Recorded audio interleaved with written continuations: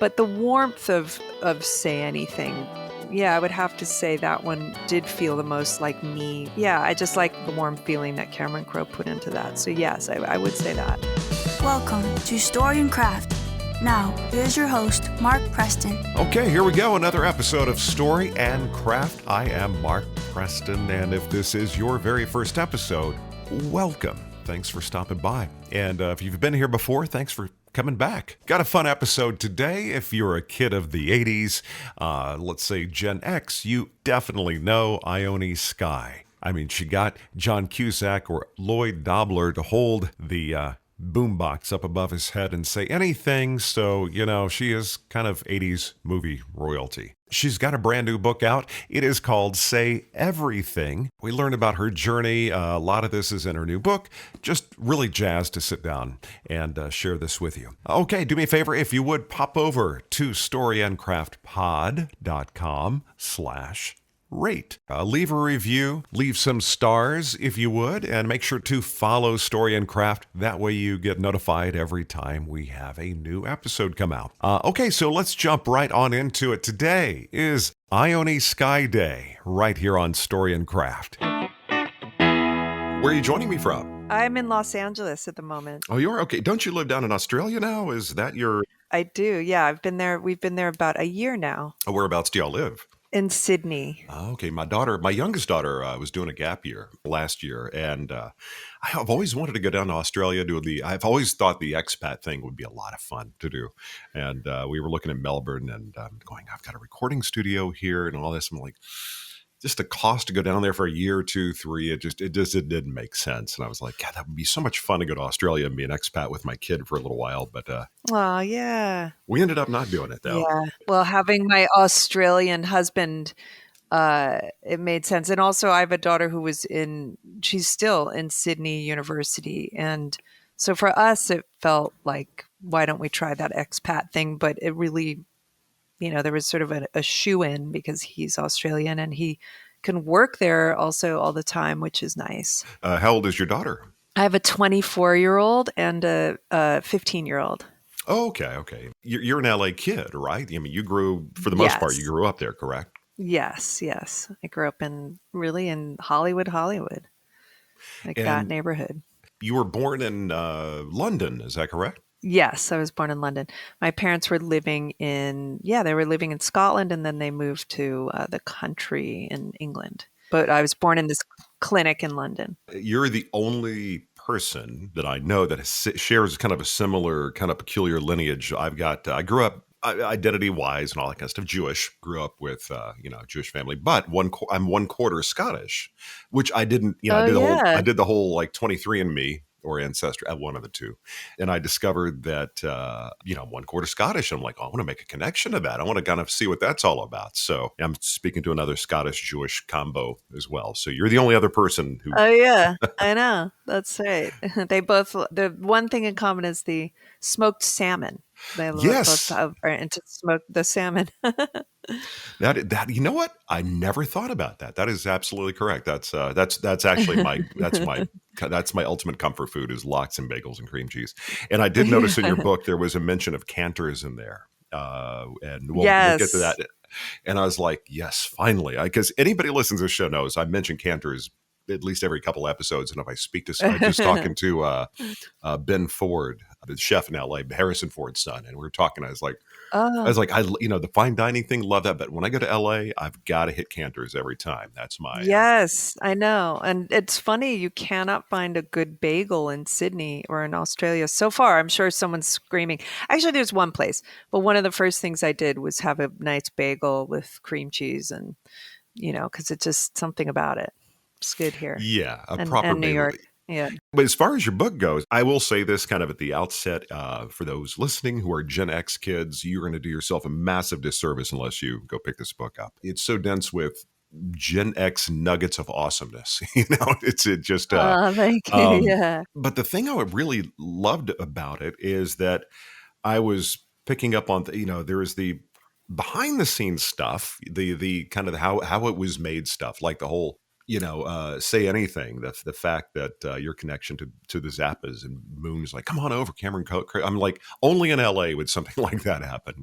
Yeah, exactly. I mean, yeah, that's the thing. There's that idea you will bump into celebrities, and you can, and then on top of it, all the kids of it sort of makes sense. It seems so mystical that, oh wow, I just happened to be friends with Mick Fleetwood's daughter and Mick Jagger's daughter. But when you connect the dots, kind of my mom knew the mom of this one, and then they knew the mom of that one. And it was kind of a scene, a 60s scene. So it wasn't, so it was kind of like, wow, this is so random. But it also, I guess it's sort of our parents were sort of loosely in kind of circles hanging around Well, isn't famous that kind people of the as way it well. works? So I guess, I think that's the way it works for kind of yeah, everybody. Your initial friends are all kind of based exactly. on who your parents' friends are. Absolutely. I know, because you can think it's so like, wow, isn't this fantastical? But really it's just like, yes, and my neighbors are professors and their children happen to know people from that school because their parents knew them from this school. And it just is like,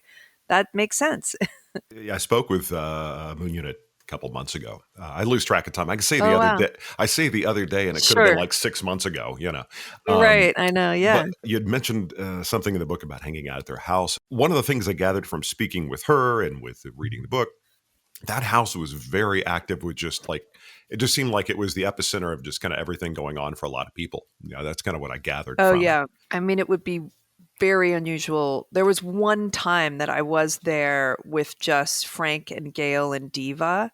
For some reason, the other kids were doing something and working out of town, and it was like strange if you went there and there was no one else running in and out. It was always full. Up Yeah. until I think Gail passed away, I feel like it was. I mean, I'm sure there were quiet times too, and maybe I was just there during a party or something. But when I was there in the '80s, it was just like a revolving door of kind of interesting Now people. you went to was it Hollywood High? Yeah, I went Okay. there. That was the last high school. Yep, yep. I grew up in Dallas. So I always thought when I That's thought fine. LA, Yeah. but until I worked on the radio briefly out there, and then I lived in the North County of San Diego, and LA was like this kind of mystical kind of Bert Kreischer, the comedian's got this show, where he's interviewing people while he's cooking. It's called Something's Burning or something. And he put it best. I'm going to give credit to him. He put it best. He's like, when you're growing up and you're not from LA, it seems like this mystical place, this really, there's these magical things. And he moved out there and he's like, I want the LA that I was dreaming of back in the day. And, Yes, yes. you know, Well, I think I just did this. They're making a documentary on Eve Babbitt's, and I grew up. There was a period where she lived next door. I grew up next door to her parents, and her Hollywood High is a little different to my Hollywood High. And even when my brother was at Hollywood High, so what was interesting about it was a big public school in Hollywood. And even up until the early 80s, I would say it still had the remnants of those big American high schools with the football mhm, players and the prom king and cheerleaders. And although it was a lot of different cultures and races, it still had a semblance of that kind of thing, like, just that kind of old fashioned high school thing. And then when I went, Eve Babbitt's writes about it pretty well.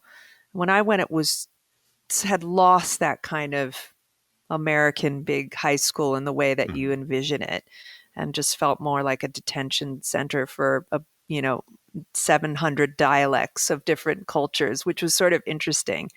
But there was not really people didn't, apart from the creative kids who were like in the magnet program for dance, everyone stayed in their group, the Right. Hispanic, Korean, it was not like the way I think it was always that way, but I think it was more old fashioned. But anyway, yeah, I do think Eve Babbitt's is a good person if you want to kind of get a sense of LA, that it's kind of ugly and horrible, but also kind of fabulous in its own strange way. You, of course, everyone you co-starred with throughout your career, they're all I don't want to say icons, which you're one, but when you say Gen X, like actors, the Mount Rushmore, of like 10, 15, 20, Yeah. however, you worked with all of them, and it kind of defined for a moment I think John Hughes had a lot to do with that. What high schools were, the cliche, not the cliche. Well, I guess cliches kind of because it always culminated in prom. All the or graduation. Yeah, yeah, Um, yeah, yeah. when you look at your kids, what are the big things that you notice they're kind of different about the way they're growing up? And do you think they'd identify with circa 1980 or early 90s what it was like to Yeah, grow I up? think that's sure. Yeah, I mean, the similarities are there's still groups of different kids that are drawn to each other for various reasons, but for sure there was innocence might be the wrong word back then, but we definitely didn't have, iPhones filming each other, so you could kind of be more free to just be silly and be yourself and not worry about that or presenting yourself looking a certain way. It was I caught all these people at a great time, like hanging out with River Phoenix and Keanu Reeves and all these people. We were just young and no one was really worrying about how we were. Everyone always worries about how you're looking, but it wasn't like to that extent. Right, right. Like we were just sort of able to be ourselves and also kind of compartmentalize. Like I wasn't hanging out with River thinking, what a talented actor. I knew that, of course, but you're just hanging out with people. And then when you would see them act, and you'd be like, wow, this person's really amazing. But it was just nice to kind of just hang out as people. Yeah, I think for the kids now, yeah, I do think there is that added, there's just more pressure, I suppose, that to sort of be successful at a young age and to kind of be funny and to present yourself in a certain way online or whatever to your friends. So yeah, I Like guess these there's a little kids are more always pressure. branding. Yeah, these kids are always Yeah, branding themselves. It's just like yeah, all the kids' movies these days, all the teen movies, high school movies, there's always this component of on the phone, on the phone and yes, and yes. posting pictures and stuff. And when I was in high school, somebody had access to a video camera. You couldn't miss it because it was this big Oh yeah, monolithic, I thing. And so know. everybody One of was my kind of like favorite, on. yeah. I know. I love one of my favorite videos. This actor Donald Logue went to Ireland with his one of the first, video cameras, and the whole video of his Irish family. They're all just like, "What is that? Then what is that?" Like they're just talking about the camera the whole time and like amazed at the camera. And he's like, "Just act natural." But yeah, I think there's a lot of pressure. It's like on one hand, it's great because kids and younger people can like have different interesting careers and come up with it and be their own bosses and all of these things. But on the other, I just hope my kids don't feel like you have to have it, figured out at such a young age. Oh yeah, I'm still But working yeah, on it's that. really interesting. I know. We all keep, I have to just keep my career. As I was like, I got famous young, but I've been trying to keep it going ever since. So it never stops. Whenever I've spoken with someone who had, kicked off their career early, if I was to think back to when I was 20, 18, 19, 20, 21, something like that, it's like a lifetime ago. It's like when I speak to someone who knew me back then, I went to school with or something, it's like I was a knucklehead, or something, Oh it kind of feels yeah. like a whole different thing. And if somebody kept trying to reference, kind of like me based upon 19-year-old Mark, it would be kind of odd. So what is that like for you when people reference you? You're much, much younger, but is it weird when people bring that up? It's like, wait a minute, that's a couple lifetimes ago. Is that odd? Is it familiar? How does that feel? I know it's an odd question to ask, but Yeah, yeah. Well, on one hand, I still feel the same kind of, I'm kind of ethereal and shy, and I was sort of just going with the flow and not paying attention to, I wasn't like my brother was quite different. He was always aware of, oh, this producer did that. And he just was always aware of like who did what and understanding, connecting the dots about the business and understanding the business. And now I do, and I'm really interested in, I'll see a movie and I'll read a name like, oh yeah, that makes sense why they did that movie. And so I know the sort of business side of it. Back then I was just like, whoa. So on one hand, I still feel that person who I was that was sort of almost unaware that I was even famous at all. So that feels a little bit like a different person because I'm so much more kind of aware of how things work. Right. Well, I mean, But plus also you were yeah. kind of in a bubble. You mentioned hanging out with the River Phoenix and the people who were in your ecosystem back then. It was just hanging out with Gail and Frank Zappa's home. That was kind of normal for you. It's perspective now that I think you have. And I think that's everybody when you're getting old, not older, but when you're no longer a teen or in your early 20s, you do have that 30,000-foot view of, oh, that's what was going on. And yeah, exactly. As far as kind of how you grew up, I mean, you did have a period of time, you did go East Coast, right, for a moment, and then you did kind of move around early on. But I mean, where do you kind of reference as being home? Would definitely say Los Angeles. I've always felt New York because my mother's a New Yorker. I've always felt like that is a big thing. And I spent a lot of time in Florida because my grandparents moved from New York to Florida. So I really loved, Of I would course, spend a lot of Jewish summers there, grandparents, it's what happens. Yeah. Exactly. That's what happens. But yeah, and London. So it would go in the order. It would go LA, New York, London for a while it was, and now Sydney. But yes, Los Angeles is definitely where I grew up. I was there from, 4 or 5 till, I was still, living there until a year ago. Here, until I live with you. Early on, really, your father wasn't really a factor early on in your life. Y'all were Yes. you were kind of with your mother. Did you make a reconnection at any point? Yeah, my brother was really interested in connecting with my father, and I had a lot of pride. Like, if he's not inviting me to see him, why should I be the one? I just had that kind of, I just wanted to be wanted. So, but when I was 17, my brother finally said, listen, I've started, I knew he was starting to see our father and have a relationship. My father was living in Joshua Tree at the time. And he said, you have to come. He's Oh, so great. he moved You over to have the to. U. He moved over to the Yeah, U.S. he did. Okay. Yeah, which was kind of a painful realization because all this time I thought he was in England, Mhm. and he was really for a lot of it was in the desert nearby. So I went to see him, and it was surreal just meeting my father for the first time. Almost probably what people who are adopted feel like. But But it's got I to be knew of kind of him, odd and for you to know, you can go to, yeah. pick up his album. It's like, Oh you know, yeah, loved his albums. I mean, yeah. you may be As a listening kid, we to the radio and hear a song come along. Oh, there's my dad. I don't talk to him, but that's yeah, and got I to would be. meet people. I would meet people who knew him better than I did, which was strange, really weird. Did Frank Zappa? Did he have any insight as far as did he ever talk? Did he know your dad, or did? Well, then there was a nice moment there's this moment in the book where I come back from working on something, and my father had a lawyer send something saying he wasn't wanted to do a paternity test because he was thinking I wasn't maybe his daughter, which was really brutal. And I refused because I was already working and I was 17 or 18. And I just thought, screw him. Like, I'm not doing a paternity test. This is ridiculous. But part of me thought, maybe I'm not his. And I went to the Zappas because I was there every day, it felt like. And I told Gail Zappa, and she was like, that's baloney. This guy's, you look at yourself. You look just like him.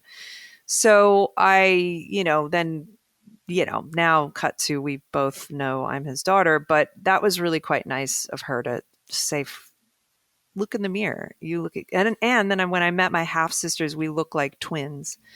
So it was nice, it's like obvious that I was his. Growing up is just kind of weird you start realizing your parents. You start noticing more and more flaws. What was that? I think that Yes. was a phrase like you become an adult when you realize your parents are not perfect. Or something like. I'm Yes, mangling exactly. that Yes. quote. Yes.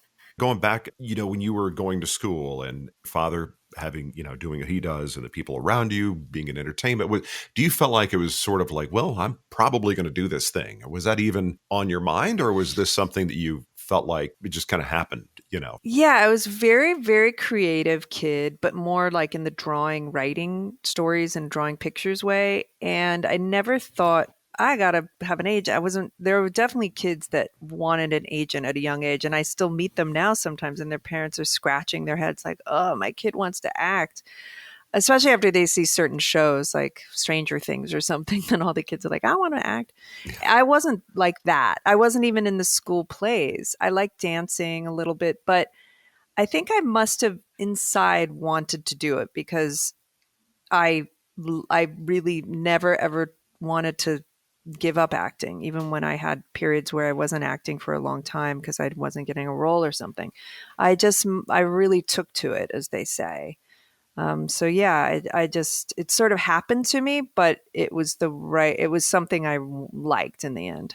Because you're right at the right time when movies were doing that angling towards teen stuff. Up to that point, they weren't really Yeah, so there's this whole swath of stuff coming out and you're kind that's of swept up so into it. true. Oh yeah, it was like a lot of teen ensemble. The Outsiders, River's Edge was one. It was like a lot of teen ensemble films, and whenever those were casting, all the teen actors, we would all just like run around trying to get those roles. I think the title of your book, I'm like, okay, that's the most ultimate perfect title. But how long did it take you to land on Say Everything? There was 1 second because that was my husband's idea, and he's very good at naming things. Like anytime we have to kind of name something, like I'm like, "What do you think a good name for this would be?" Because he's just really good at it. And he said that, and it just was like, "Oh, look no further." So pretty Yeah, much 1 there's not many second. times I'll look and go, wow, that's literally the most Oh, perfect name for like you. good. Well, it's cool you said that, painting, writing, that was your thing. The style, the way you wrote it, it didn't feel just like like just a narrative, or a recollection or a journal. It was, I can't really pinpoint. It's like you're sitting down to somebody for coffee and they're remembering things. I just like the way you wrote it. I know Oh, that's the most thank you.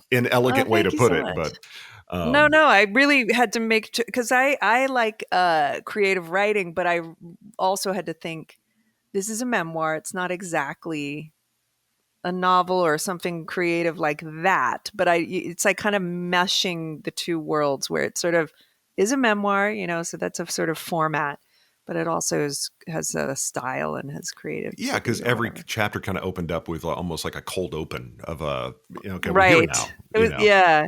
Yes, exactly. And also I've written scripts, so I feel like things were approached like almost more like a scene, but that's also kind of can be good reading. As far as the title of the book, of course, Genesis, with Say Anything. Do you identify with Say Anything as sort of like what you feel like of the era was your marquee project, or do you feel more closely identified as something else you've done? I think that's the most identified project of mine. I think that's the one that people know the most, like the most iconic for sure. There's a River's Edge fans. Oh, for me, Yeah, I yeah. have For a you, in other it's words, when you look back and you go, God, that was, but be it the making of the film or the way it was received, what for you just kind of settles in. This is where this feels more like yeah. home for you, if you will. Yeah, I think yeah, well that was the most uh at home. That one gave me a confidence that the other ones didn't in a way. But it's funny, it's sort of like children, like River's Edge felt at home because I do love that kind of Mhm. indie smaller thing. But the warmth of Say Anything, yeah, I would have to say that one did feel the most like me. Like it's a very warm. Yeah, I just like the warm feeling that Cameron Crowe put into that. So yes, I would say that Yeah, movie. he is so awesome. I love Yeah. everything he does. Has just got such a everything he does has a very similar or familiar tone, for lack of a better way of putting it. Yeah, it's Uh, so true. Yeah, he's so specific, but also so I don't know that it's so hard to describe his style because it's just very like simple. It's not like you can't say it's so stylized or it's not, but he just has a very specific style. It's just his. the contrast between you, who you're more mellow and kind of easygoing, and then you had John Cusack, who is just mile a minute wordsmith. Was there any improvisation on his part? Like, did Cameron ever say just riff? Well, he didn't want to do the movie initially because he didn't want to do another teen movie. He wanted to Mhm. just do serious adult films at that point. And but Cameron Crowe and I convinced him to do it. But one of the things he said was, I would like to write some parts for myself. And how we got there, we did a little bit of improvising, and then Cameron Crowe wrote some stuff into scenes, and then John Cusack wrote a couple of his monologues.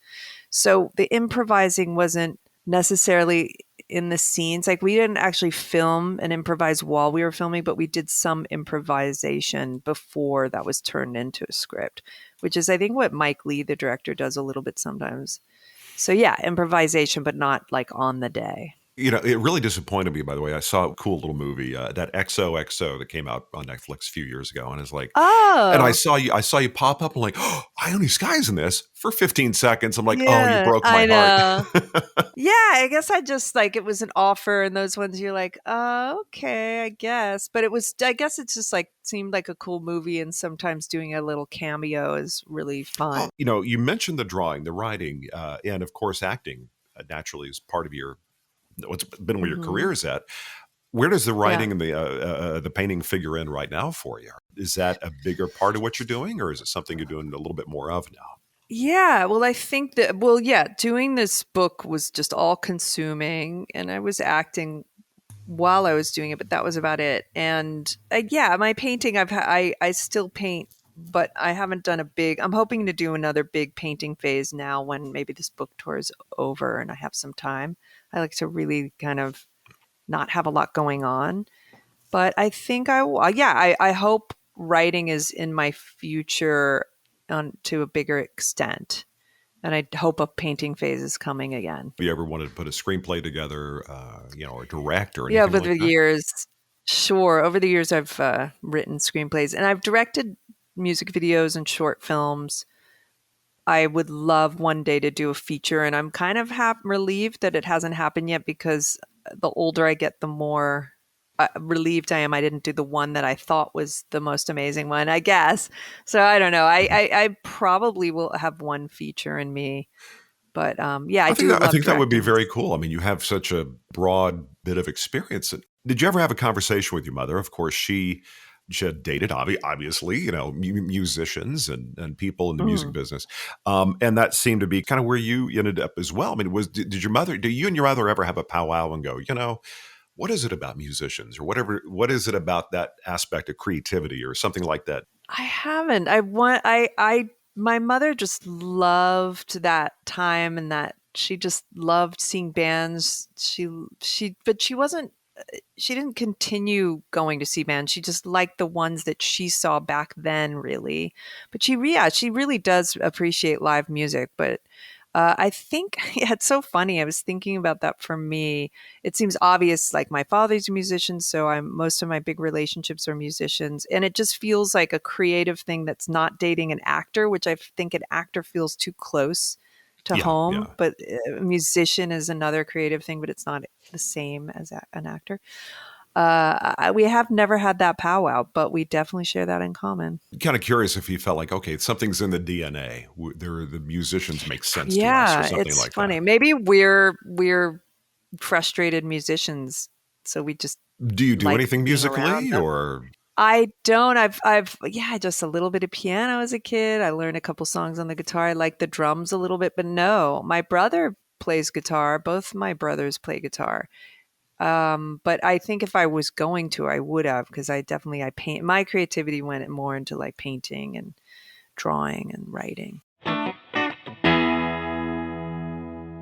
Hey, it's Mark Preston, and I would like to tell you a little bit about one of our sponsors, X Chair. Whether you're working from home or in the office, if you have a job or a task that has you sitting for a long period of time, this is the chair for you. Very comfortable, very customizable. They'll make it pretty much any way you want it. The look, the feel, the fabrics, everything. Plus, this is the kind of chair you can adjust to make it fit you just right. No matter your body type, it's spot on. I love my X Chair. It has the Elemax cooling, heating, and massage technology. It is going to make your lower back feel so very good. Got to throw a little bit of love to X Chair. It's the chair I'm sitting in every time I talk to a guest. So I've had a lot of time to have my tush in this chair, and the tush, the back, everybody's happy. Just go to storyandcraftpod.com/chair. Once again, X Chair, check it out, storyandcraftpod.com/chair. Love my X Chair. Your back will thank you. Well, one of the sweetest notes I saw in the book, and I think this is something anybody can identify with. They've had that one relationship. You said that everything in your life to a point was prior to or after Anthony Kiedis. how did that relationship evolve? How did y'all connect? Because Red Hot Chili Peppers for that generation that was college for me, I think. So, but it was.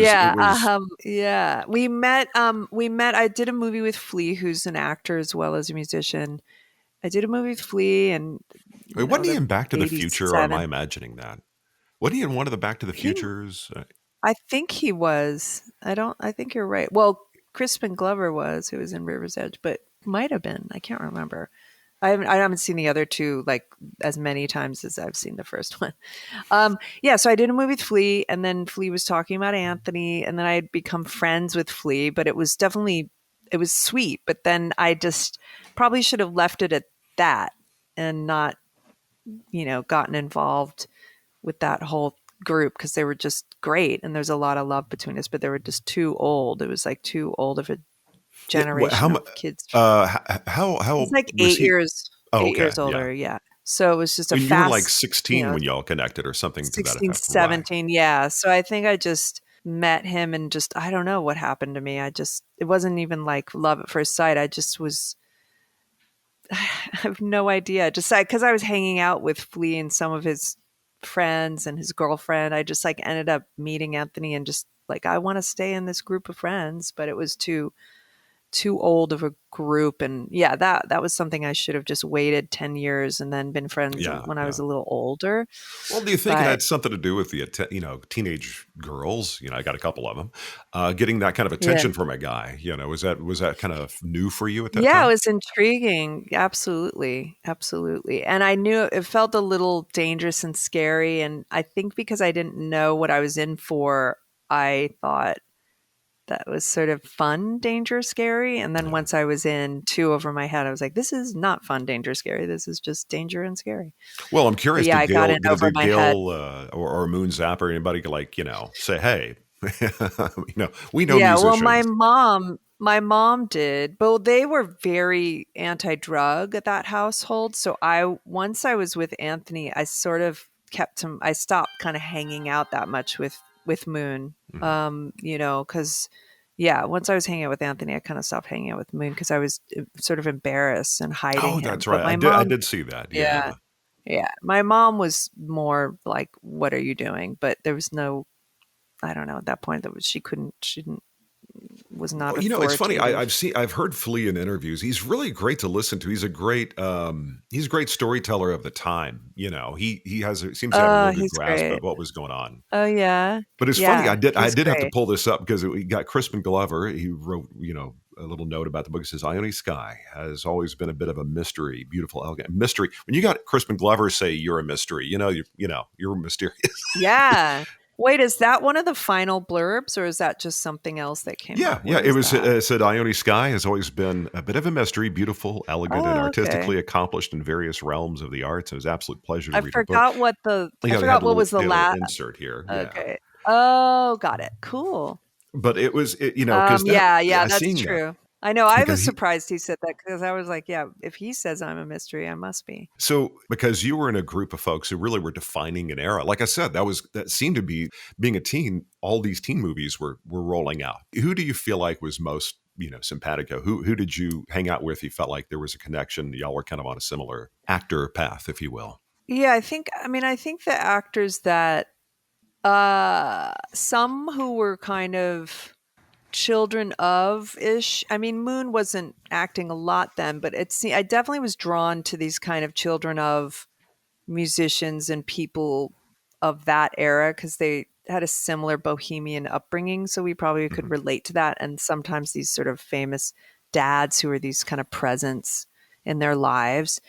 And then just the actors like River and Keanu felt very similar, and Martha Plimpton, Yeah, Winona yeah. Ryder, very bright, interested people who were like reading a lot and listening to music and kind of sophisticated, but in a way that wasn't like playing adult sophisticated, but just almost like college minds of Yeah, like learn. yeah. And we were all self-taught. We had to be self-taught because we were often not in school.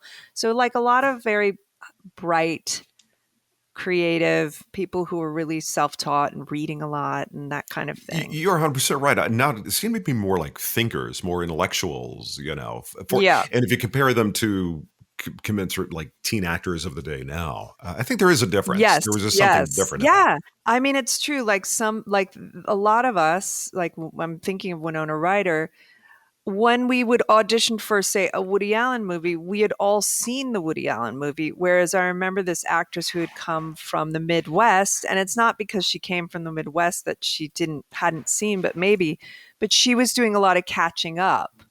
And I think for some reason, maybe, we were all, and even Leonardo DiCaprio, like we all had started reading kind of college age books and, getting into beatnik and whatever, maybe because of our parents. So it was this kind of thing where we were kind of exploring things that were sort of out there and maybe considered a certain type of learning. Do you think it had something to do with, at some level, maybe you didn't want to be perceived, because of it's maybe a teen movie, but you're acting with adults and notable actors. Did you want to be perceived as more than just a teen actor? Do you want to be perceived as an intellectual by the people? Do you think that's the impetus? Yeah, I had that from a young age where I just didn't want to just be a pretty face. I just always wanted to kind of be something more. And then it seemed people valued in the industry, or not, my peers who I admired, they valued humor, quickness, and so and it was just fun to be really funny together. And I mean, I'm sure a lot of groups of teenagers and people, value those kind of things. But as far as wanting to be, I've always wanted to be considered smart, and also I knew they knew I hadn't graduated high school, so I had an insecurity about that. And I definitely wanted to catch up and be self-taught and not be perceived as, I didn't want to be looked down upon because I wasn't. Do you mean you hadn't graduated as of yet, or you left early to just focus on I career? left early to focus on, because I was doing my career, and it was taking, it was going, if it wasn't going gangbusters, I would have just gone back to school. But it was just like there was no stopping it at that point.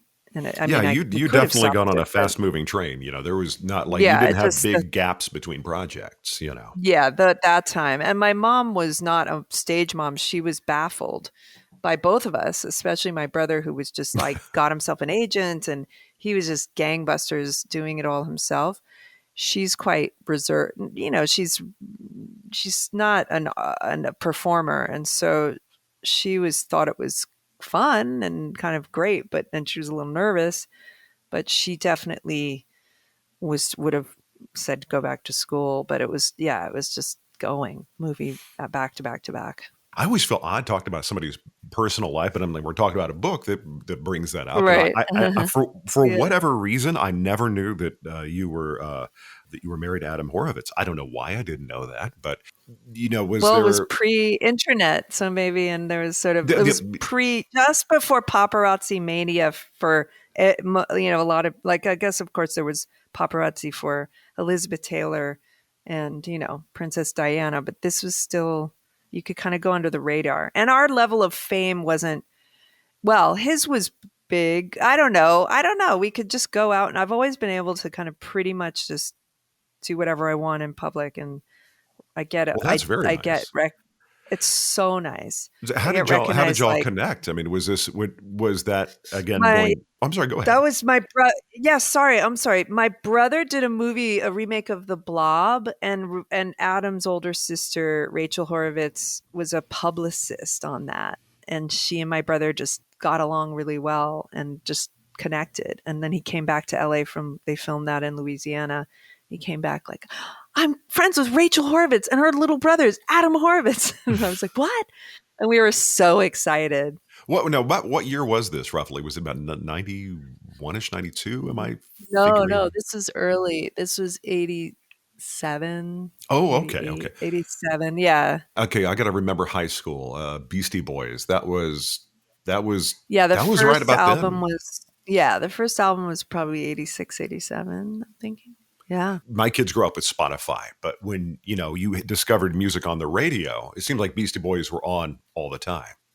So there's a lot of Yeah, it attentions. was What was that exciting. like back then for being a young lady who's got this guy who's everybody's, talking about their band? Well, they were active. They had just blown up, and then I got them right after the big album. So I was with them when they were recording, working so hard, kind of avoiding. They did not want to be in the spotlight like that. They wanted they just wanted to be successful and do well and do their work, but they were still like so popular and doing a lot of publicity and touring and albums and all of that. But they were actively kind of having a push pull with the fame game. So we were trying to be on the down low Mhm. and not be, we weren't like Kim Kardashian trying to be out and about in that way. That's just a wonderful point Yeah. because it seems like the difference between now and then, people are seeking it now, whereas back then that you Yeah. wanted to do the work and then have your life. There seems to be a little Yeah. bit of a And difference. yeah, you were always happy to, well, at least for me, I liked if I got to have my photo taken for something with a photographer who was really, really great. Like I was like, Bruce Weber, sure. But it was that thing you just didn't want to do cheesy things. And there was a push pull with absolutely like we would like avoid the red carpet and just go Mhm. into the screening but then your representation would probably be like, you should do that. But yeah, I mean, I think it was this real push pull with all of the stuff you have to do, the being in public part. So we were very much trying to kind of hide out while still continuing to do our work and, you know, stay relevant, but in the way that you want to stay relevant if you can. So was your mother like, oh, she's spending time with some Jewish boys in New York? That's a good thing. Yeah, she loved Adam right away. And also I'd come from just Anthony was so scary for everybody. My mom loved Anthony and worried about him. I mean, we cared about him, but it was just too much and it was too hard and I was too young. So when that ended, thankfully, yeah, everyone loved Adam. My mom loved him and his mother wasn't around anymore. So my mom is so maternal and it just was just this one big family and it was just great. And sure, my mom finally married a Jewish man, but she was never, like my grandparents were always like, oh my God, all their kids did not marry Jewish people until my mom finally did. But yeah, she doesn't care, but it was just very nice. And also the New York thing. My mom's a New Yorker and it was just nice to have more reasons to go to New York. I like to tell my kids, like, do whatever makes you happy. Be with whoever makes you happy. I don't care religion, and we're not like really observant at all. But we do love the Yeah. food. I will say that without a Oh, doubt. Yeah. yes, absolutely. Yeah, and there's a familiarity with, of course, if some people like his grandmother and grandfather, like his grandmother and my grandmother were like so similar. So that's cute when you see stuff and you understand certain things like that. I think that is the thing that one of the things that does make it a little bit easier for Jewish folks is, spending time with somebody else is like, okay, they can connect with a whole Jewish grandparent thing or whatever, or understand kind of Yeah. the family dynamic. But I have to ask you, because I always talk food at least once, what is your favorite deli Jewish food dish? I'm just kind of curious. Well, I just kind of discovered like I mean, I love cabbage. So I love like what's the sandwich with like roast beef and then like that Reuben? sort of like, yeah, a Reuben I think is my favorite. A Reuben is my favorite. There's some And place in I LA love that makes a yeah. really, really, really good. It's not. Is it Langer's? Langer's, I think. I've never been there before, but I talked to Andrew Zimmer and from Food Network and all that a little while back, and he was talking about, oh yeah, I got to go there and get this sandwich. But apparently, the Reuben there is amazing or something. Okay, Um, I'll get that. And I do love, of course, a matzo ball soup and a good matzo ball too. well, It's that's very that's one thing good. I am known for is and Oh, I am quite proud of that.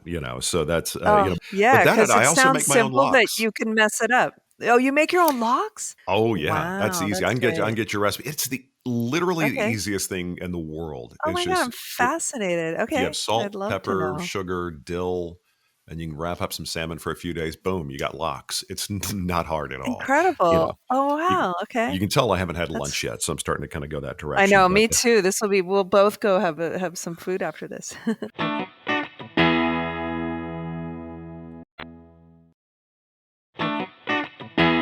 Now, before we get going, I always do what I call my 7 questions before we wrap up. A little fun. And of Okay. course, we were talking food, and that's always my first question is what is your favorite comfort food? That thing, if you had a crappy day or an amazing day, it just lands just right for you. Yeah, I would say what I just said, a Reuben, or I think just like a really good pasta. Like it's sort of weirdly hard to make a good marinara or that kind of sauce where it's like just a basic red, an Italian pasta. I feel like warm, definitely warm food, but a really good kind of just delicious. I love the combo of tomato, the salt fat thing of like tomato and cheese, Yeah. that Oh, like, yeah. that combination. So I think like a delicious, just straight up Italian pasta or a Reuben, something warm and fatty. Well, I have to ask because I know he's probably going to listen to this episode. There's a friend of mine on the island named Wayne who's from Australia, and I'm going to ask what is your favorite on behalf of him. I'm going to ask what is your favorite Australian food. Well, by the Australian way, he food. introduced me the other day. He sent me a text message when his daughters were in town from Australia. He said, "Come over for a sausage sizzle." I was like, "That sounds like a barbecue." Apparently, that's a thing in Australia, Yes. a sausage sizzle. Yeah, sausage sizzle. Yeah, I think well the seafood is probably the best because it's the seafood's so good there. So I would say, their fish and chips are pretty good. But I like yeah, their seafood is just really good. So I think I would have to say that. And Very good, very their good. fruit. Their fruit. And also fruit because they have just great beautiful fruit. Very good. Well, next question I got for you is if you're going to be sitting down with 3 people, having coffee, a few hours, talking story, living or not, who would those 3 people be you would like to sit down with? I'd love to because I was talking about Winona Ryder and I haven't hung out with her and she's so bright. So I'd love to get her. And I know she doesn't, I haven't been in her circle for a while. So Winona Ryder, um, say Ingmar Bergman, is that her name? Why am I saying it wrong? Mhm. Isabella Rossellini's mom, I think would be really interesting. Ingmar Bergman, yeah? Am I saying it wrong? Why am I forgetting? An actress from I would be really curious, like an actress from the 40s Mhm. who I really love because I would be very curious to find out what it was like. Mhm. And maybe James Baldwin, just because he's so brilliant. I can just listen to him Yeah, talk yeah, about yeah. things. Again, I love the way you wrote the book. And that's another reason I rarely fawn or go, you must pick up this book. But I'm going to say this to anybody, for you listening, especially if you're Gen X, you got to pick up this book. But just the way you Thank you. described like Molly Ringwald, like you're hanging out at the Zappa house, you said the way you described her floating on the raft looking like a 1940s, it's just the way you explain people. You're like my mind's eye kind of picked up on that. I could imagine that. Yeah. So you're Yeah. such a great storyteller, by the way. I really enjoy. I Oh, can't wait to get into thank the rest of you. this. Oh, I Now, appreciate it. going back when you're a young Latin or maybe younger, who was your first celebrity crush? I loved Scott Baio from Bugsy Malone. He was in Bugsy Malone and also, he was Chachi, but I liked him before that. I liked him Mhm. from Bugsy Malone. And I think, who else did I really love from when I was little? Yeah, I think I'd have just to say like Scott Baio. I really liked Okay, him as a kid. very I mean, good. I'm going to say we're politically on different sides of the spectrum. But anyway, it's another story. But Can you when you're a take me? kid, you don't know. I'm talking about when you're a kid, when you see a little kid on a skateboard. But yeah, that's just, yeah, not now. Yeah, I would. I put it this way: I would like to be hanging out with you in Australia for the next few years. That'd be great. Um, Oh, yeah. I hope, yes. you If you must be can down there do it. going. I'm glad I'm here right now. Oh, yeah. It's really, yeah, it's pretty amazing. I'm like, a lot of Yeah. people are like, how do we get there right now? It's very nice. Let's say you're going to be forced. Next question: you're going to be forced to live on not forced, but you're going to be living on an exotic island for a year, somewhere you want to be. It's actually nice, you like it, but it doesn't have any streaming at all. So if you want to listen to music, you got to bring one CD, and if you want to watch a movie, you got to bring one DVD. Something you can listen to and you can watch over and over and over again the entire year you're there. What would that CD and DVD be? Oh man, one is so hard. Well, I will say box set. I'll give you the box either Okay, way. Yeah. box set. Oh, box set.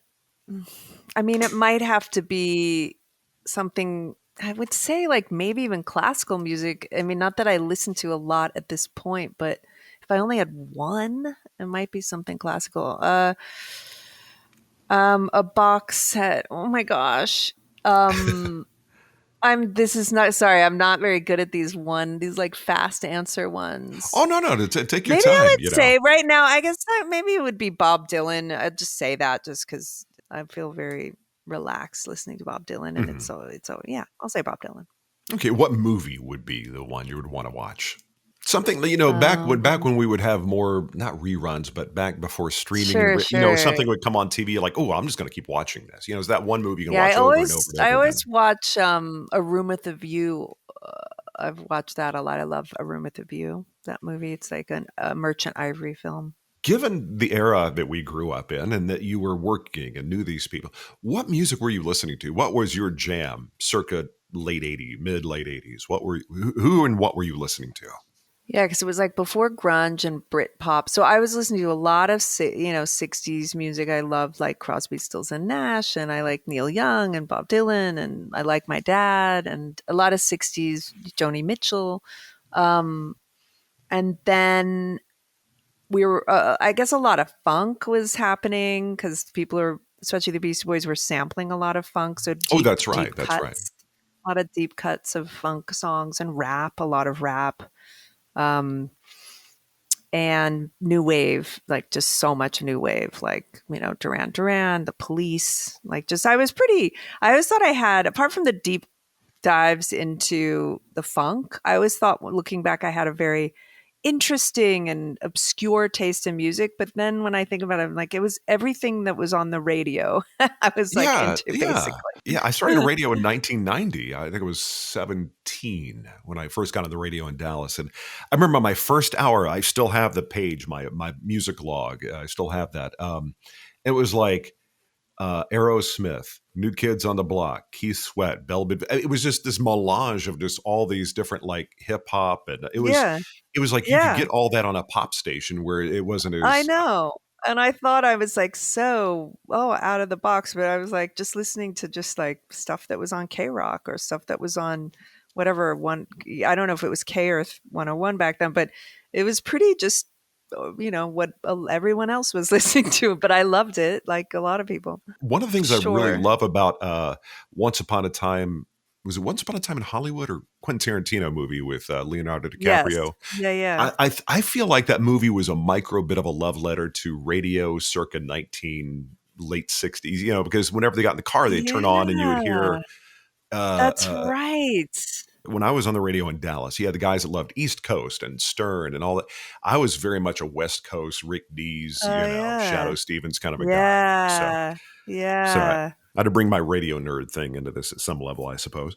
Now, if No, you were yeah. I next love it. question, if you were to go from stem to stern, from the time you get up to the time you go to bed, if you were to define the Mhm. component parts for you of a perfect day, what would those component parts be? A little bit of alone time. Like either I love sitting outside in a little bit of sun. I'm sort of like an older person now, I suppose, where I just like a little bit of sun feels really good. Yeah, coffee, good food. Yeah, a little bit of work. I like the combination of seeing people and then having sort of decompressing. And I try to do like a hike or a little workout. Go over my, these days I'm like better at going over my emails and making Mhm. sure that I'm on top of things. When I was younger, I was just very real space cadet. So I wasn't like taking care of business. I was always like having my You're being a agent be kid. like, You were just kind of yeah, there. Yeah. yeah, it's so true. I was so hard on myself because I was a working person, but really I was a teenager. And they're like, "Did you get my email?" I'm like, "Oh, right." It's so funny when I Um, talk to young actors. I spoke with one. They're like, "Okay, got to make sure my social media things, schedule my post." And I was like, "It's almost like they're running their business." And yeah, I was like, "But you're only like," I spoke with somebody. They're somewhere between 19 to 21. I'm like, I wish I was Yeah. that responsible at that age, you know? I know, and come to think of it, I think we didn't even at first have computers yet, so it was like phone calls. You had to just like call people back, Yeah. write your Yeah. appointment down. Day runner. Yeah. Yeah. Remember those? Yeah, Yeah. a day runner. Yeah. How would you like to like wrap up your day usually? Well, wrap up the day. I love baths. I like tell you can tell I love unwinding. Um, I love dinners with people. I like, I don't really cook every single day. I mean, it's funny because I'm on this publicity tour, so it's a little different, like what I do to wrap up my day when I'm working versus when I'm just at home. But yeah, I like to unwind by watching something or listening to a podcast. But in the end of the night, I don't want to listen or watch anything stressful. Yeah. Yeah. Yeah. Yeah. And in the beginning, it's like what I'm in the mood for in the beginning of the day, middle of the day, and the night are quite different. Like it's very interesting what I want to do on the computer, for example, in the mornings, middle of the day, and the night. But at night, I want something cozy or nice because I feel like it'll affect my sleep if I'm too stressed out. Oh, I'm 100% there with you. I've been training myself to just not look at the phone before I go to bed. I just can't. Like, Yeah, and when I get up yeah, now, especially now, I used to start off, I'd pop on CNN, just get a quick skim. What's yeah, happening today? yeah, I can't do that yeah. now. It's like it just I sets me up know, in a I know. negative vibe, you know? And I know, me too. I know. I need to kind of make sure I'm up to date with things because I've been so avoidant of listening. But my husband will always fill me in, so I don't have to worry about missing out. 'Cause- does he tour that much or? yeah, well, the tours in Australia are really it's such a civilized life over there, but they're beautiful. And his tours mostly like now on the weekends, so I can just kind of go with him Really? or not. But I used to tour a lot with my first husband, and then with Ben a little bit, like tour bus touring, which was really Oh, cool. okay. Now it would be harder, but back then, excuse me, I could do that kind of more. Tour buses are kind of rough in a way, but I was yeah, listening to somebody the other day who was talking about that. They said it's not glamorous at all. They were talking about how she and her husband were having to have essentially a bunk together. It's not a lot of room, you know. yeah, I know. I can't believe I did that. I was thinking about that now. We would probably have separate bunks. I think the last time I did it, we did sleep in separate ones because they are teeny tiny, Yeah, you got to be skinny. comfortable. You got to be comfortable. Yeah. Now, next question: if you weren't doing this for a living, if this was not an option, what could you find yourself being a plan B? Something that would be right for you, that would fit, that would be your option for another vocation. Yeah, I mean, I love kids, so possibly like a kindergarten teacher, something like that. I mean, definitely if it wasn't painting or directing, because that seems pretty, but I do that, so that's something I already do. Maybe I was going to say interior designer, but I don't know if I'd actually be that good at it. So I think something with kids. What does your 24-year-old do? She's still at Sydney University, but she at one point was like a booking agent at a music label and or a music company in Australia. She's very she's good at creative things, like she's good at singing and she's good at drawing and acting, but I don't know if she wants to do those for a living. She's still figuring it out, but she's kind of good at like funnily like corporate type, not corporate type things, but she's sort of organized and reliable in that way. So maybe she'll Mhm. work in the creative business side of things, like producing. She might become a producer or, that kind of thing. She might write scripts. She actually loves writing scripts. Something a little more behind the scenes. So, did your other daughter take after you as well as like the creative side, or is she into something totally? Yeah, for some reason my older one's creative, and I thought, oh, the younger one, she seems very sensible and sort of she'll be the doctor, I don't know, but she's also very creative. Very cool. So they're both creative. It's got to be fun Yeah. for you to watch them kind of, take the baton and kind of do their thing as well, you know. Yeah, it's really nice. Now, the last question I got for you: if you were to jump in that DeLorean, travel back to when you were 16, and you got a piece of advice to offer yourself to either make that moment somehow better, or maybe put yourself on a little different trajectory, what would that piece of advice be to 16-year-old Ione? Yeah, I would say just because you're acting and you're working as an adult, just don't put the pressure on yourself that you have to know how to do everything. And that's what, agents and managers are for, to help you kind of organize your life and don't stress out about being a little adult. Just try to still be young and a teen, and just not get too deep into these love relationships in such a grown-up kind of mentality where you're like heading toward marriage at such a young, I was just looking to kind of be a little adult and, in the world a little too early. Do you think that that was kind of you at some level, kind of not protecting yourself, but taking a little bit more control, kind of have that adult mentality? Do you think that is part of it? Because that to me is a little familiar. Yeah, I think I didn't. Yeah, I think I just thought that because I was doing adult things and yeah, taking control. Yeah, probably it felt like a protective way to be out in the world, so I you gotcha.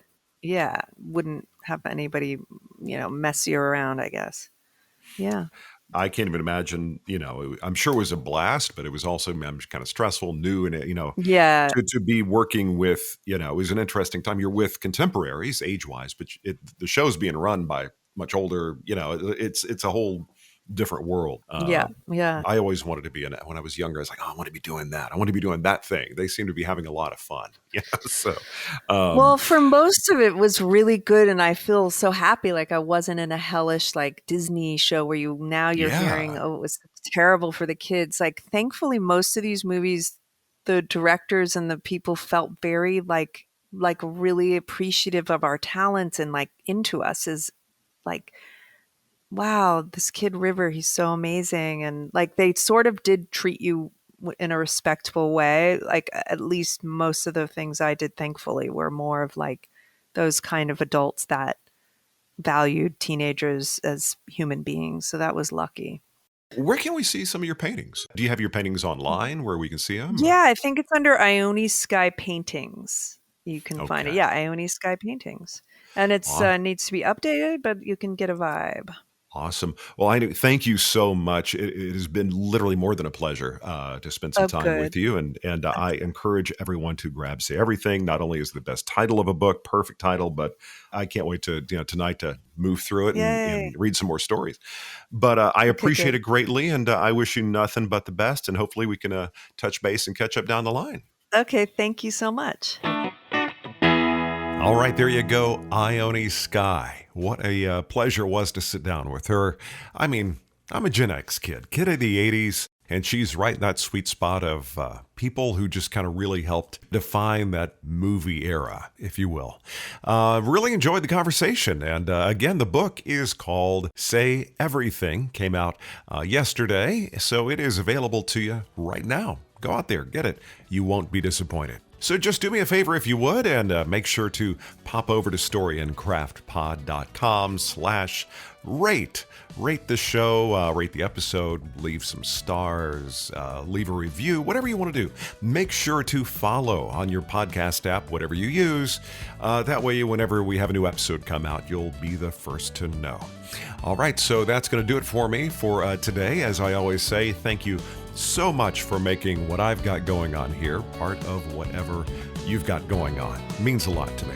And we'll be back in just a few days for another episode of Story and Craft. That's it for this episode of Story and Craft. Join Mark next week for more conversation right here on Story and Craft. Story and Craft is a presentation of Mark Preston Productions, LLC.